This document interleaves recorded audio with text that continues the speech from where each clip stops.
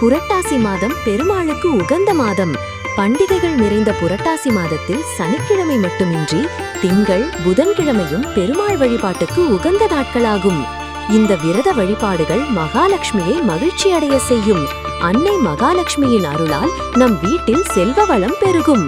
புரட்டாசி மாதம் ராசி சக்கரத்தின் கன்னி மாதத்தில் வருகிறது. இது கன்னி மாதம். கன்னி மூலையில் அமைந்திருக்கும் விநாயகரை வழிபடுவது கூடுதல் பலன்களை தரும். புரட்டாசி மாதம் முன்னோர்கள் வழிபாடு, இறை வழிபாடு, சக்தி வழிபாடு என அனைத்து அம்சங்களையும் அடக்கியிருக்கிறது என்பதே. புண்ணியம் மிக்க புரட்டாசி மாதத்தில் விரதங்கள் கடைபிடித்தால் அதிகம் புண்ணியம் கிடைக்கும்.